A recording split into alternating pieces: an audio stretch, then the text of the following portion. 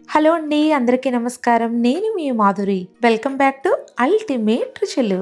ఈ రోజు మన వీడియోలో చందువా చేప ఇగురు. మా గోదావరి స్టైల్లో ఈ చేపతో ఇలా ఇగురు చేసి చూడండి. చాలా రుచిగా అల్టిమేట్ గా ఉంటుంది. అంతేకాకుండా చాలా ఈజీగా తయారు చేసుకోవచ్చండి. ఈ చేపల ఇగురు చేయడానికి నేను ఇక్కడ పాంఫ్రెట్ ఫిష్ తీసుకున్నానండి. తెలుగులో చందువా చేప అంటారు. నేను తీసుకున్న ఈ ఫిష్ పీసెస్ వెయిట్ లో వచ్చి 500 గ్రామ్స్ ఉన్నాయండి. వీటిని ముందుగానే ఉప్పు నిమ్మరసం వేసి శుభ్రంగా 2-3 సార్లు కడిగి తీసుకున్నాను. ఇలా శుభ్రం చేసుకున్న చేప ముక్కలకు సరిపడా ఉప్పు, 1 టీ స్పూన్ పసుపు, అలాగే 1.5 టీ స్పూన్ కారం వేయాలి. ఇప్పుడు ఒకసారి పైకి కిందికి కుదుపుకుంటూ చేప ముక్కలన్నిటికీ పట్టే విధంగా ఈ ఉప్పు, పసుపు, కారం అన్ని బాగా పట్టించుకున్న తర్వాత మూత పెట్టి పక్కన పెట్టండి. ఇప్పుడు ఈ చేపల ఇగురులోకి మసాలా తయారు చేసుకుందాం. దీనికోసం ఒక మిక్సీ జార్ తీసుకుని అందులో చిన్న దాల్చిన చెక్క, 3 లవంగాలు, 1/2 టీ స్పూన్ గసగసాలు, 1 టీ స్పూన్ జీలకర్ర, 3 వెల్లుల్లి రేకలు, ఒక చిన్న అల్లం ముక్క కూడా వేసి వీటిని ఒకసారి మెత్తగా గ్రైండ్ చేయండి. ఇప్పుడు ఇందులో 1 కప్పు వరకు ఉల్లిపాయ ముక్కలు వేయాలండి. ఇవైతే 2 మీడియం సైజులో ఉన్న ఉల్లిపాయ ముక్కలు. ఇప్పుడు వీటిని కోర్స్గా గ్రైండ్ చేసుకుని తీసుకోవాలండి. చూడండి, ఈ విధంగా మసాలా ప్రిపేర్ చేసుకుని పక్కన పెట్టుకోండి. ఇప్పుడు కర్రీ ప్రిపేర్ చేయడానికి ఒక ప్యాన్లో 1/2 కప్పు వరకు ఆయిల్ వేసి ఆయిల్ బాగా హీట్ అయిన తర్వాత కొద్దిగా కరివేపాకు, అలాగే 3-4 పచ్చిమిర్చి వేసి బాగా ఫ్రై చేయాలి.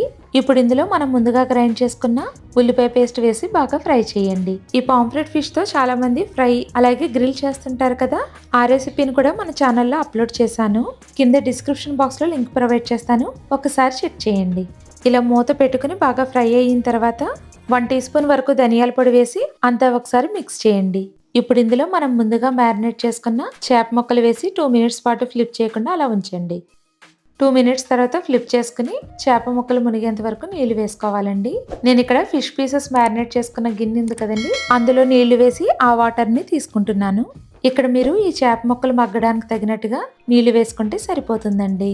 ఇప్పుడు ఒకసారి జాగ్రత్తగా కలుపుకొని మూత పెట్టి హై ఫ్లేమ్లో 5 మినిట్స్ పాటు మగ్గించండి. ఇక్కడ మీరు గమనిస్తే మనం ఎప్పుడు చేపల కూర వండినా సరే ఫిష్ కుక్ చేస్తున్న పాత్రని ఏదైనా క్లాత్ తో పట్టుకుని జాగ్రత్తగా కలుపుకోవాలి. గరిటెతో కదిపితే చేప ముక్కలు విడిపోతాయని గమనించాలండి. ఇలా దగ్గర పడుతుంది కదా, ఇప్పుడు ఈ స్టేజ్లో ఒకసారి ఉప్పు చెక్ చేసుకుని మళ్ళీ ఒకసారి మూత పెట్టి లో టు మీడియం ఫ్లేమ్లో 10 మినిట్స్ పాటు మగ్గించుకోవాలి. గ్రేవీ కన్సిస్టెన్సీ అనేది ఈ విధంగా దగ్గరికి వచ్చిన తర్వాత సన్నగా కట్ చేసుకున్న కొత్తిమీర కూడా వేసుకుని స్టవ్ ఆపేసుకుంటే రుచికరమైన చందువా చేప ఇగురు తయారవుతుందండి.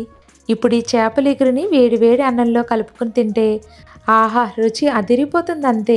ఇందులో ఒకటే పెద్ద బోన్ ఉంటుంది కాబట్టి పిల్లలు కూడా ఈజీగా తినేస్తారండి. ఈ స్టైల్లో ఒకసారి ఇలా ట్రై చేస్తే ఎవరైనా సరే వావ్ అనాల్సిందే. అయితే మీరందరూ కూడా ట్రై చేస్తారా? చేసిన తర్వాత మీ ఫీడ్బ్యాక్ని తప్పకుండా షేర్ చేయండి.